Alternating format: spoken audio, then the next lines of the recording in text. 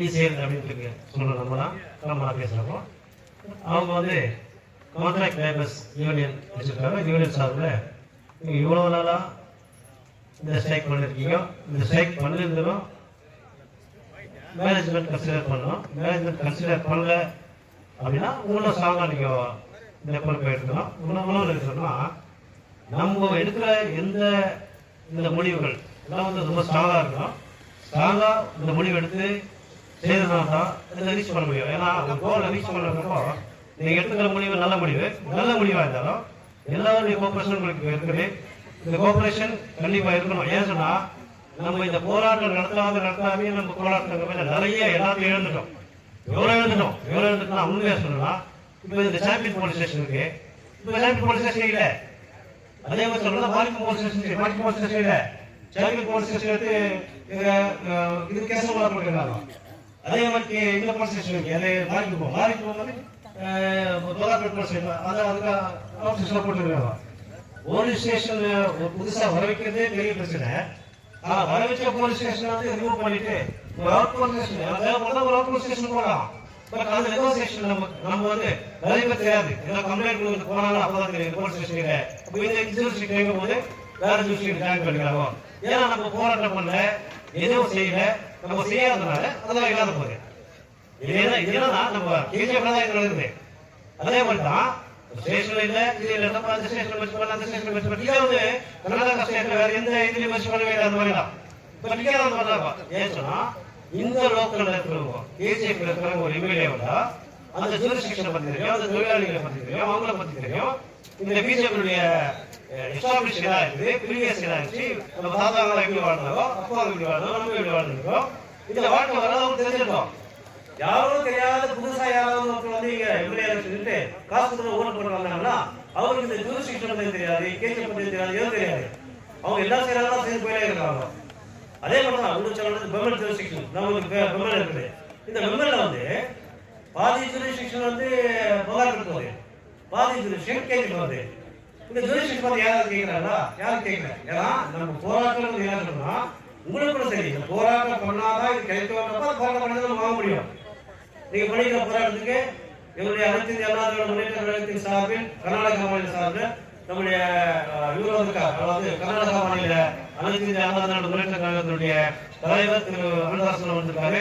அதே மாதிரி பெங்களூர்ல இருக்கிற எல்லா கழக பொறுப்பாளர்களும் வந்திருக்காங்க. உங்களுக்கு ஆதரவு தெரிவிக்கிறது. அதே போல சொன்னா போராட்டங்கள் இருக்கிற நாங்க எல்லாரும் பொறுப்பில் இருக்கிறோம். நகர செயலாளர் இருக்காரு, மற்ற பொதுக்குழு உறுப்பினர் இருக்கிற எல்லாரும் வந்து நாங்க உங்களுக்கு ஆதரவு தெரிவிக்கிறோம். ஆதரவு தெரிவிக்கிறதுனா நீங்க இந்த போராட்டத்தை நல்ல முறையா எடுத்துட்டு போகணும், ஸ்ட்ராங்கா எடுத்துட்டு போகணும். ஸ்ட்ராங்கா எடுத்துட்டு போறதுக்கான வலிமையை மனசுல நீங்க எடுத்துக்கணும், எடுத்துக்கிட்டு நிலைமை எடுத்துக்கணும். அந்த போராட்டத்துக்கு அனைத்து இந்திய அண்ணா திராவிட முன்னேற்ற கழகத்தை சார்பில் எல்லா ஒத்துழைப்பும் நாங்களாம் தரதுக்கு எல்லாருடைய ஒப்பீனியனும், ஏன்னா எங்க கழகத்தில் இருக்கிற எல்லாரும் உங்களுக்கு ஆதரவு கொடுக்கணும்னு சொல்லியிருக்காங்க. அதே மாதிரி நாங்கள் ஆதரவு தரோம். ஆதரவு தருவதுன்னா போராட்டம் வந்து வெற்றி பெறது தான். போராட்டம் பண்ணி வெற்றி பெறாத இருக்கிறது போராட்டம் சொல்றது டாக்டர் இன்னைக்கு உலகத்துல வந்து பிரில்லியன்ட் அப்படின்னு சொல்றதுல வந்து ரிலேபிளா சொல்லுவாங்க. ஏன்னா ஒன்று வந்து டாக்டர் பி ஆர் அம்பேத்கர்னா அந்த மாதிரியான தலைவர்கள் யாரும் இல்லைன்னு. அதே மாதிரி நியூக்ளியர் சொல்லணும்னா கார்ல் மார்க்ஸ். அவங்க ரெண்டு பேர் தான். அதாவது தொழிலாளிகளை நல்லா புரிஞ்சு வச்சுக்கிறவோ, தொழிலாளிகளுக்கு தேவையானதை பண்ணுவோம். ஏன்னா தொழிலாளி எல்லாரும் அனுபவிச்சுவோம். எல்லா கஷ்ட நஷ்டத்தையும் அவன் எல்லா கஷ்ட நஷ்டத்தையும் அனுபவிச்சுக்கிறது தான் பணத்தை பத்தி தெரியும். கஷ்ட நஷ்டத்தையே அனுபவிக்காத பணமே வச்சுட்டு பணமே கொடுத்து பணத்தை ஓட்டு வாங்கிட்டு பணத்தையே ஓட்டுறது தொழிலாளிகளை பத்தியோ டவுன் பீப்புளை பத்தியோ நிறைய தெரியாது. இன்னைக்கு ஒரு லோக்கல் எம்எல்ஏ நம்மளுக்கு கேஜிஎஃப்ல உண்மையா சொல்லணும்னா ஒரு கேஜிஎஃப்ல பொருந்து வளர்ந்து ஒரு எம்எல்ஏ இருந்தாருன்னா நம்மளுக்கு எல்லா ஆதரவும் இருக்கும். கேஜிஎஃப்ல பொருந்து எம்எல்ஏ ஆவாங்க தெரியும். ஏன் சொன்னா அந்த ஜூரிஸ்டிக்ஷன் நம்ம ஆகிக்குது. ஒரு ரோடுக்கு அந்த போகிறது பகவான் ஜூரிஸ்டிக்ஷன், ரோடுக்கு இந்த வரதுக்கு கேஜிஎஃப் ஜூரிஸ்டிக்ஷன் வருது. இதே வந்து என்னன்னா டிமானிட்டேஷன் பண்றப்ப போராட்டம் எதுவும் பண்ணல, எதுவும் கேட்கல. டிமானிட்டேஷன் பண்ண என்ன கேட்கணும், கேஜிஎஃப் ஜூரிஸ்டிக்ஷன் கேஜிஎஃப் போகுது, கேஜிஎஃப் அந்த பக்கம் போடுறது கேட்கல. ஏன்னா சூரப்பாளையம் எங்கே இருக்குது, இங்க 20 கிலோமீட்டர், அது வந்து கேஜிஎஃப் ஜூரிஸ்டிக்ஷன் சேர்த்து வச்சுக்கிறாங்க. அதை கேட்கல. ஏன்னா ஓரளவு நம்மளுக்கு எதுவும் கிடைக்கல. அது மாதிரி நீங்க போராட்டம் பண்ணலாம் உங்களுக்கு தேவையானது கிடைக்காது. நீங்க போராட்டம் பண்ணது நல்லது. போராட்டம் பண்ணி தான் உங்களுக்கு வாங்க முடியும். டாக்டரோட தான் சொல்லுவாங்க. டாக்டர் என்ன சொல்லுவாங்க, நீ போராட்டம் பண்ணாதான் உங்களுக்கு வேலை கிடைக்கும், போராட்டம் பண்ணா எதுவும் கிடைக்காது. அதுதான் அழுகுற குழந்தை பால் கிடைக்கிறாங்க. அது மாதிரி உங்களுடைய போராட்டத்துக்கு எங்களுடைய அனைத்து அண்ணா முன்னேற்ற கழகத்தை சார்ந்த உங்களுக்கு தேவையான ஒத்துழைப்பு பண்ணோம், உங்களுக்கு ஆதரவு தெரிவிக்கிறோம். அதோட ஒரு சொல்லணும்னா காரணம் இருக்கிறதுக்கு உங்களுக்காக நம்மளுக்கு தான் நானும் advocate secretary, Karnataka state advocate secretary. But நம்ம எவ்வளவு ஃப்ரீ சர்வீஸ் எல்லாம் பண்ணியிருக்கோம், செஞ்சிருக்கோம். நாங்களும் அந்த மாதிரி உங்களுக்கு லீகல் சர்வீஸ் ஃப்ரீயா பண்ணணும். நாங்களும் பண்ணுறதுக்கு ரெடியா இருக்கிறோம். உங்களுக்கு லீகல் அத்தாரிட்டி பிரகாரம் நாங்களும் பண்றோம். உங்க இந்த போராட்டம் உங்களுக்கு வெற்றிகரமாக முடிய நாங்கள் எல்லாரும் உங்களுக்கு ஒத்துழைப்பு தந்து எதற்கு இந்த வாய்ப்பு அளித்த உங்களுடைய கோஆர்டினேஷன் கமிட்டிக்கு இவங்களுக்கு நன்றியை வணக்கத்தை தெரிவித்துக் கொண்டு இந்த உரையை நன்றி வணக்கம். அவர்களுக்கு கர்நாடக மாநில அதிமுக சார்பாக எங்களுடைய ஆதரவை தெரிவித்துக் கொள்கின்றோம். உங்களுடைய நிலைமை உங்களுக்கு புரிகிறது.